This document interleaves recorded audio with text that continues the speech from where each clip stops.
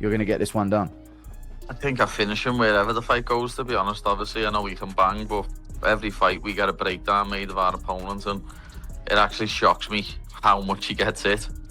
And I know he takes one to give one, but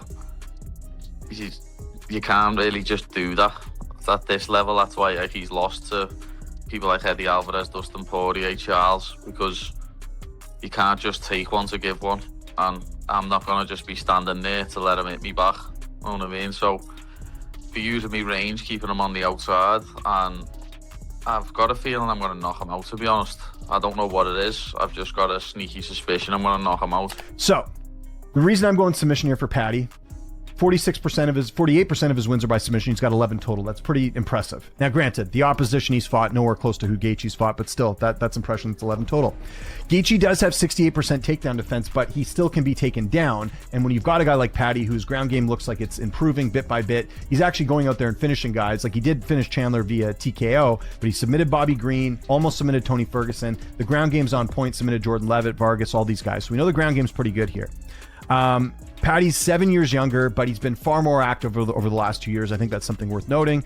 I'm really worried that Justin Gaethje has good enough takedown defense and way more clean, accurate shots than Michael Chandler to make Paddy Pimblett pay. Defend the grappling, piece him up with the jab. If he gets in close, bomber uppercut. That could be the shot that hurts him. I feel like if he wins, it will be like a round 2 or 3 knockout, but Pimblett doesn't go out cold. I think it'll be like a TKO, like he drops Paddy Pimblett and Paddy Pimblett's kind of like complaining about it, but it was kind of a good stoppage. That's what I think it is. All right, the fight world is absolutely losing its collective mind right now. And it's all because of one potential matchup that has everyone from casual fans to seasoned analysts completely divided. Paddy the Baddy, Pimblett versus Justin Gaethje. This isn't just another fight being thrown around on social media. This is a legitimate stylistic clash that has the entire MMA community buzzing because nobody can agree on what happens when these two step into the octagon. You've got one camp screaming that Paddy's chaotic, unpredictable style is tailor-made to give Gaethje problems. Then you've got the other side raising serious questions about whether Paddy can survive even 5 minutes with one of the most violent strikers in the division. But here's what's wild. Despite all the disagreement about who wins, there's one thing literally every single person agrees on. This fight will be absolute chaos from the opening bell to whatever brutal conclusion awaits. Dark horse. Obviously Paddy and Justin are fighting for the interim title. That's an interesting fight because Justin, better boxer, better wrestling, never uses the wrestling. Even if he did use the wrestling, you wouldn't really want to take Paddy Pimblett down. Paddy's a lot younger, a lot less miles on the clock, a lot less wear and tear.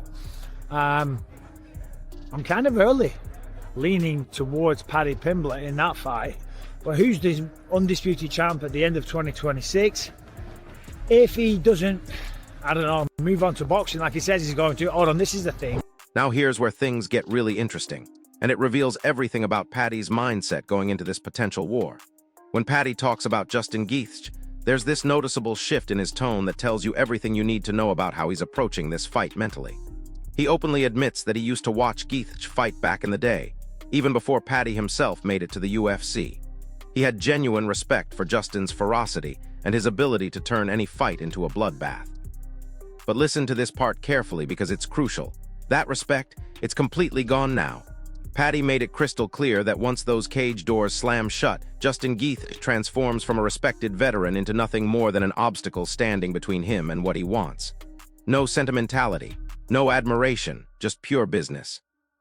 And honestly, that's exactly the kind of mindset you need when you're about to step into a potential war with someone who's made a career out of breaking people. Is there any surrealness to it? Like you're actually fighting this guy that you probably, I would imagine, was watching before you even got into the UFC. This is fucking Justin, the highlight reel Gaethje over here. Like. Lad, I can remember watching him fight Nick Newell, lad, the fella with one arm before he was even in the UFC. You know what I mean? I can remember my teammate, who's now my coach, Adam Vensey, telling me, oh, you need to watch this Justin Gaethje, lad, he's unbelievable. And I watched him and was like, oh my God, he's sick. So when he had his debut against Michael Johnson, I can remember watching that live, just thinking, wow, this fella can bang. But, you know, that's the position that you get into in this sport, lad. You've got to end up fighting your heroes or you're in the wrong game. Yeah, you've been in this position before against Tony Ferguson. When you're in the cage, it's completely locked in. But is there a moment where you're thinking like, "Fucking hell, this is Tony Ferguson, lad"? Is there any You think that before it, like when you're in the cage, that's it. I'm just looking at him thinking, "You're trying to stop my dreams. You're trying to take food out of my kid's mouth. So I'm gonna." But here's where Paddy's confidence gets really compelling, and his team's analysis of Gaethje is absolutely fascinating. When Paddy's coaches sat down and meticulously studied Justin's recent fights, they discovered a pattern that kept jumping out at them over and over again. Justin gets hit clean. A lot. We're not talking about glancing shots or blocked punches. We're talking about solid, impactful strikes that land right on target with devastating precision. Paddy believes that Justin has become almost comfortable with this trade-off, willing to absorb significant damage just so he can unleash one of his own bombs in return. But here's where Paddy sees his massive advantage, and why his team is so confident about this matchup. He doesn't think that take one to give one strategy is going to work against someone who moves like he does, someone who uses feints and picks his shots with surgical precision. Paddy made it absolutely clear that he's not planning to stand in the pocket and just trade bombs for the sake of it. This is about calculated aggression, not reckless abandon. And if he's right about Justin's tendency to eat shots while looking for his own openings, that could be the key to everything. one done? I think I finish him wherever the fight goes, to be honest. Obviously, I know he can bang, but every fight we get a breakdown made of our opponent, and it actually shocks me how much he gets hit. And I know he takes one to give one, but you can't really just do that at this level. That's why he's lost to people like Eddie Alvarez, Dustin Poirier, Charles, because you can't just take one to give one. And I'm not going to just be standing there to let him hit me back. You know what I mean? So be using me range, keeping him on the outside, and I've got a feeling I'm going to knock him out, to be honest. I don't know what it is. I've just got a sneaky suspicion I'm going to knock. And get this, Paddy's training camp has been specifically designed to exploit what he sees as Justin's weaknesses, and the preparation sounds absolutely brutal. He's been sparring with partners who are built physically like Gaethje, guys who fight with that same aggressive, forward pressure style that Justin's known for. But here's the kicker. He's been consistently performing incredibly well against strikers who are faster and technically cleaner than what he expects from Justin. Think about that for a second. If Paddy's telling the truth, he's been battle-testing himself against fighters who are superior to Gaethje in certain areas, which means he's not just hoping to survive Justin's onslaught. He's genuinely confident he can outclass him. When the conversation shifted to wrestling, Paddy's confidence didn't waver for even a second. He boldly declared that if he wants to take Justin down, he will. That's not just talk. That's a fighter who's seen something in the film room that makes him believe he's got a clear path to victory. In Paddy's vision of how this fight unfolds, he sees himself hurting Justin on the feet, getting the takedown, and finishing the fight on the ground. It's a very specific, very confident prediction from someone who clearly believes he's got this whole thing figured out. You know, I've been doing a lot of rounds with Luke Riley for this camp, and Luke's got much better technical striking than Justin Gaethje, and I'm having a lot of success sparring with Luke. And obviously, one of my coaches, Ellis, who used to fight himself, he's the exact same build as Justin. He's 5'10" with a 70-inch reach, and I've been doing rounds with him. He's literally, because he doesn't fight anymore, lad, and he's just a coach, he's just done Justin's style for me. He hasn't got his own style. He's been doing Justin for me, and just the bits what we're working, I can see me knocking him out or dropping him and then submitting him. People are going on about his takedown defense, but if I want to take him down, I will take him down, lad. Simple as. But I can see myself dropping him, ending up on top, and either TKOing him or submitting him or TKOing him ground. Now let's talk about what the experts are saying, because one prominent MMA analyst is leaning heavily toward Paddy, and his reasoning is absolutely compelling when you really think about it. This analyst readily acknowledges that Justin Gaethje is the more proven fighter with the incredible resume and the devastating knockout power that can end any fight in an instant. But here's his concern, and it's a big one. All that accumulated damage from years of absolute wars is finally starting to catch up with Justin. Think about the brutal battles this man has been through. The Tony Ferguson War, the Chandler Slugfest, the countless other fights where he's absorbed massive amounts of punishment while dishing it out. Meanwhile, Paddy is significantly younger, much fresher, and simply hasn't endured the same kind of career-shortening battles that Justin has. But here's where the analysis gets really interesting. This expert identified Paddy's grappling as a potentially fight-ending risk for Justin, but not in the way you might think. He argued that if Justin were to successfully take Paddy down, it could actually backfire spectacularly and play right into Paddy's submission game. It's a classic be careful what you wish for scenario, where Justin's wrestling success could actually lead to his downfall if Paddy gets his back or locks up a submission attempt. Obviously, Paddy and Justin are fighting for the interim title. That's an interesting fight because Justin, better boxer, better wrestling, never uses the wrestling. Even if he did use the wrestling, you wouldn't really want to take Paddy Pimblett down. Paddy's a lot younger, a lot less miles on the clock, a lot less wear and tear. I'm kind of early leaning towards Paddy Pimblett in that fight.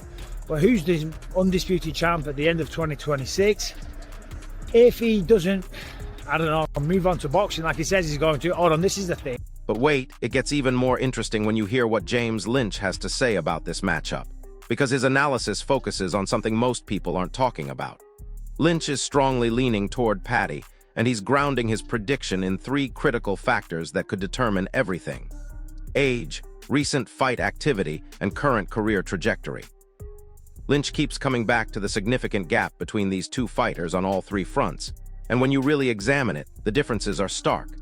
Paddy is considerably younger, he's been competing much more frequently, and he seems to be hitting his stride at exactly the right time. On the flip side, Justin has noticeably slowed down his fight schedule, taking longer breaks between his brutal contests, and that's not necessarily by choice. To Lynch, this isn't just a minor detail that gets mentioned in passing. This carries immense weight, especially when you're talking about a potential 5-round fight that could go the full 25 minutes.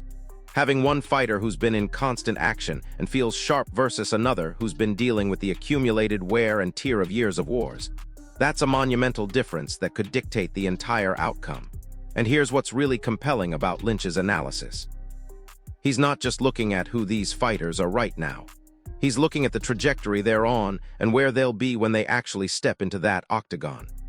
Let's do a quick tale of the tape between these two. Justin Gaethje, 26-5, Paddy Pimblett, 23-3, 37 years old to 31, so big age gap here. 5'11 to 5'10, 70 to 73, so Paddy Pimblett going to be younger, also will have a 3-inch reach advantage in this matchup. But let's start first with the highlight. Justin Gaethje, have a look at this matchup. I did mention it there. It is 5 rounds for the interim title. He is 26-5. He's got 19 knockouts, 2 submissions, and 4 decisions. Currently ranked number 4 in the lightweight division. He'll have a 1-inch height advantage in this fight, but that's about it. He's also a former UFC interim lightweight champion. I believe he'll be the first fighter in UFC history to win 2 interim titles if he does win here. Now here's where Lynch's analysis gets really fascinating, and it challenges a lot of the conventional wisdom about this matchup. Lynch absolutely acknowledges Justin's legendary knockout power and the very real danger that Paddy would face in those early exchanges. If Justin lands one of his famously clean, fight-ending shots, it's over before it really begins. But here's the crucial detail that Lynch keeps coming back to. Justin, despite his reputation as this devastating knockout artist, hasn't actually been knocking everyone out cold lately. He's still incredibly dangerous, absolutely, but that automatic finish isn't always there like it used to be. Lynch argues that the prevailing narrative suggesting Justin simply walks in and ends fights prematurely is actually quite overplayed in the current landscape of the division. He believes that Paddy not only surviving those initial dangerous rounds, but actually navigating them successfully, is a very realistic scenario. And if that happens, if Paddy can weather the early storm and drag Justin into deep waters, that's where things get really interesting for the Liverpool native. Lynch sees this as a completely winnable fight for Paddy, provided he can make it through those crucial opening exchanges without getting caught by something devastating. Where, again, I talked about ways can win. Part of me thinks Gaethje could go out there and knock out Paddy Pimblett. He could do it, right? Like, he's got knockout power. He's got some of the best knockout power in the division. And again, it is concerning with Paddy Pimblett having just a 42% striking defense here. That's not good. Guy like Gaethje connects. That's not going to be very good for you there. So that's certainly a way that Gaethje can win this fight. But with that said, Justin Gaethje's last knockout win was the Tony Ferguson. No, sorry. It was the Dustin Poirier fight. That was a couple years back. So he's only got 1 knockout win in his last, how many fights is it here? His last 1, 2, I think one knockout win in his last 7 fights, if my math's correct here. 1, 2, 3, 4, 5, One knockout win in his last 6 fights. But here's where Lynch truly shows his hand and reveals why he's so confident in Paddy's chances. When discussing the grappling aspect of this fight, Lynch dedicates significant time to explaining why Justin's takedown defense, while often looking solid on paper, isn't as impenetrable as some people believe. Lynch points out that Justin can absolutely be taken down, and here's the critical part that changes everything. Once that transition happens, once Justin finds himself on his back, the entire complexion of the fight shifts dramatically, and it shifts fast. Paddy's professional record speaks volumes here, vividly demonstrating his ability to finish fights once they hit the canvas. Lynch sees this as the clearest, most direct path to victory for Paddy, especially in a scenario where Justin begins to slow down from the relentless pressure and pace that Paddy could impose over multiple rounds. It's a strategic angle that many casual fans overlook, but Lynch believes it's Paddy's golden ticket to victory. The ability to drag a striker into an uncomfortable position and finish them, there is exactly the kind of skill set that can neutralize even the most dangerous knockout artists. And if Lynch is right about Justin's vulnerability on the ground, this fight could end very differently than most people expect. The reason I'm going submission here for Paddy, 48% of his wins are by submission. He's got 11 total. That's pretty impressive. Now, granted, the opposition he's fought nowhere close to who Gaethje's fought, but still, that's impressive. It's 11 total. Gaethje does have 68% takedown defense, but he still can be taken down. And when you've got a guy like Paddy, whose ground game looks like it's improving bit by bit, he's actually going out there and finishing guys. Like he did finish Chandler via TKO, but he submitted Bobby Green, almost submitted Tony Ferguson. The ground game's on point, submitted Jordan Levitt, Vargas, all these guys. So we know the ground game's pretty good here. Paddy's 7 years younger, but he's been far more active over the last 2 years. I think that's something worth noting. Hold up, though, because not everyone is buying into the Paddy hype train, and Bedtime MMA offers a fascinating counterargument that highlights some serious concerns about Paddy's approach. They argue that Paddy isn't exactly a textbook, clean wrestler who consistently shoots for perfect, high-percentage takedowns like some elite grapplers. Instead, a significant portion of his grappling success actually stems from pure chaos. Throwing wild kicks that create scrambles, capitalizing on opponents' mistakes, and forcing these incredibly messy, unpredictable exchanges where anything can happen. But here's the problem with that approach against someone like Justin Gaethje, and this is where things get really interesting. Justin's takedown defense, while not completely impenetrable, is absolutely good enough and technical enough to shut down those kinds of sloppy or opportunistic takedown attempts. His ability to sprawl and defend means he can consistently keep the fight exactly where he wants it, standing on the feet, denying Paddy those chaotic grappling exchanges that he thrives in. It's a clash of styles where Paddy's usual method of creating chaos might hit a brick wall against Justin's defensive wrestling and octagon awareness. And if that happens, if Justin can force this fight to remain standing for extended periods, that completely changes the dynamic of what we're looking at. It's really important to just look at these two stylistically. Paddy Pimblett is not a wrestler, bro. Like, Paddy Pimblett is not a wrestler. Justin Gaethje's a better striker. He has good takedown defense, and he has great power. That is my theory here, right? Because when you look at the way that these guys fight, Paddy Pimblett fights a lot behind kicks, dude. He's throwing oblique kicks, calf kicks, head kicks, body kicks, jumping, kind of, switching up in the air, throwing those kicks. He has improved his boxing. That was a big weakness in the Jared Gordon fight. And here's something that completely changes how we should view Justin Gaethje in this matchup. Because Bedtime MMA makes a compelling argument that destroys a lot of outdated perceptions. They push back hard against the notion that Justin is still the same reckless, wild brawler from his early days who just swings for the fences with no regard for defense or strategy.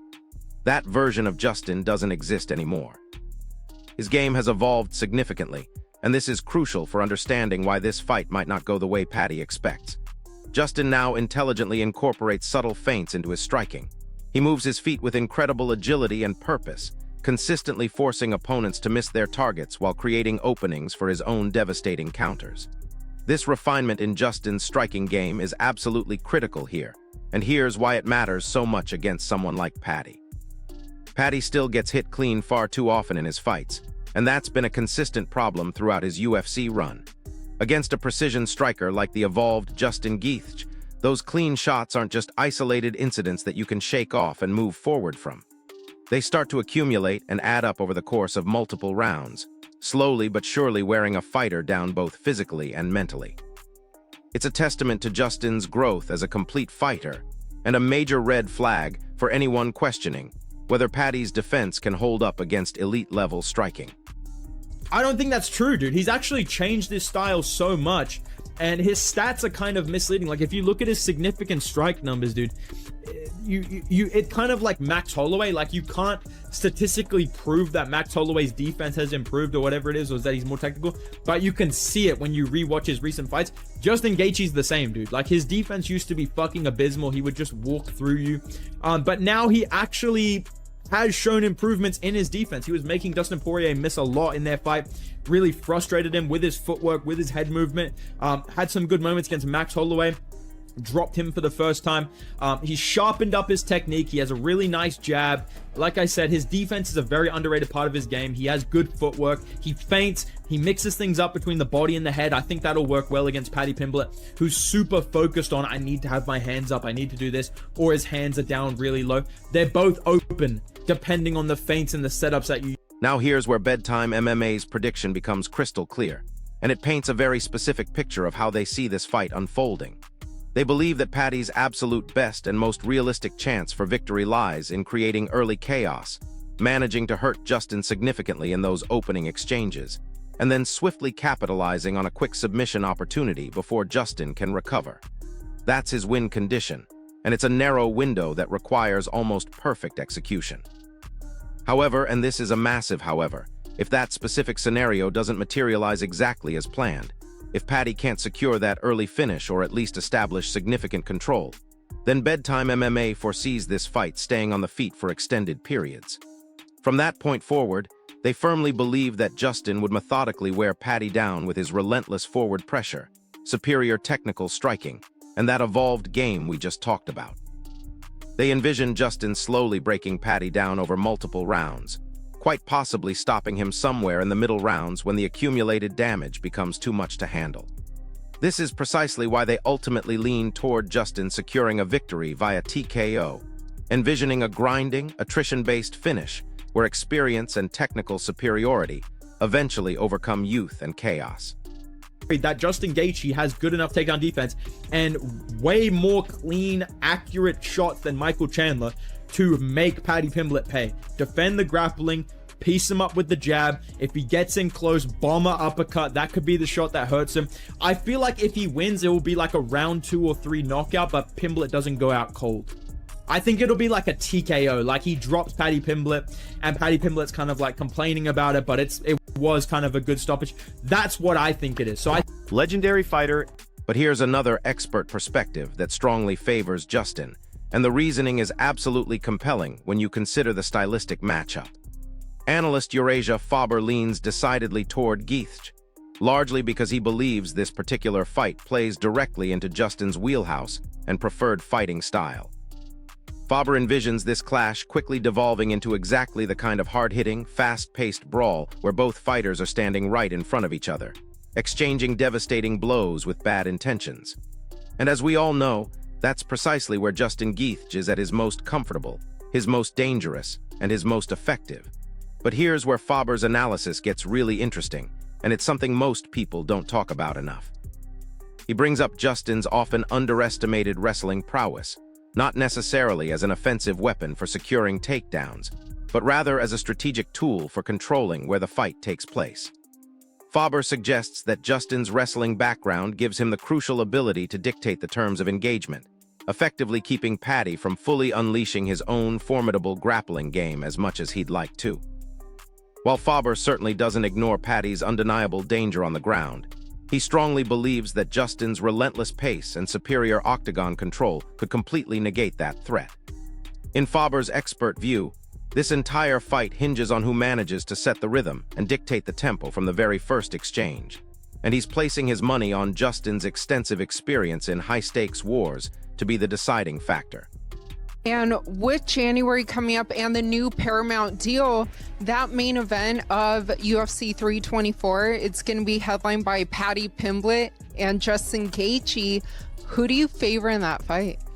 Man, I got to go with Gaethje. I feel like he's the one that is more like enjoys like a knockdown drag out. more than the other guy. Not that Paddy Pimblett doesn't love to fight. It's just Gaethje loves to like actually get down and throw fist for fist. And he's also got the Division I wrestling to kind of negate some of the biggest skill sets of Paddy. Paddy's like a very dominant grappler when it comes to submissions and being, aggressive with that. I think Gaethje has the tools to keep it where he wants it, and I think that's going to give him an edge. Now let's get into some really interesting analysis from someone who's actually picked against Paddy before and paid the price for it. Bob Artem candidly admits that he's bet against Paddy in the past, and it cost him big time. But despite those losses, he still identifies what he sees as the exact same fundamental issues constantly resurfacing in Paddy's game. Artem keeps noticing these crucial moments where Paddy visibly slows down and creates dangerous openings for his opponents, and he argues that's an absolutely lethal flaw against someone like Justin, who maintains a relentless pace for the entire duration of the fight. The primary concern Artem zeroes in on is Paddy's defense, specifically pointing out that Paddy's chin often remains dangerously high, essentially giving opponents golden opportunities to land clean, fight-changing shots.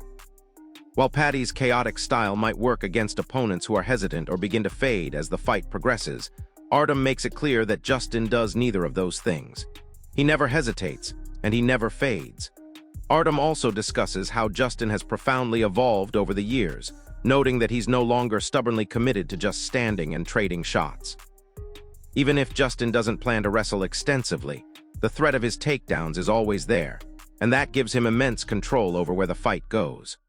For Artem, keeping the fight on the feet is absolutely crucial for Justin's success, and he believes the evolved version of Gaethje now possesses the tools to ensure exactly that scenario unfolds.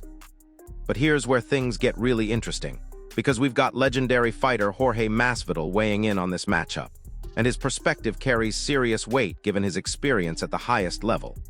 Masvidal leans incredibly strongly toward Justin, and his reasoning is based almost entirely on one factor that trumps everything else: experience in truly elite-level warfare. Masvidal passionately articulates how Justin has already navigated and conquered the absolute toughest fights imaginable, enduring heavy pressure and real chaos against the very best fighters in the world.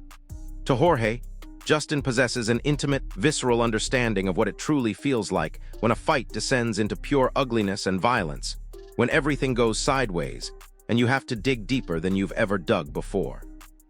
Meanwhile, Paddy, in Masvidal's estimation, is still very much learning those brutal lessons that can only be taught inside the octagon against elite competition. Jorge believes this experience gap becomes monumentally significant the moment things stop going smoothly for either fighter. What genuinely stood out to Masvidal was Justin's almost stoic reaction when things inevitably go wrong in a fight. He noted that Justin simply doesn't panic, even when he gets rocked or dragged into incredibly messy, uncomfortable situations that would break lesser fighters. From Masvidal's perspective, unless Paddy can somehow seize absolute control very early in this fight, Justin's relentless pressure, brutal pace, and unyielding will are destined to slowly but surely take over the entire contest and grind out a victory through pure attrition and superior fight IQ. So here's what we're looking at when you break down all the expert analysis and fighter perspectives. You've got two incredible athletes bringing completely different strengths, contrasting strategic approaches, and even opposing fighting philosophies to what could be an absolute war inside the octagon. On one side, you have Paddy Pimblett, the young, hungry grappler who believes his chaotic style and submission skills can neutralize one of the most feared strikers in the division. On the other side, you have Justin Gaethje, the evolved veteran who survived wars that would end most careers and developed into a more complete, technical fighter while maintaining that devastating knockout power.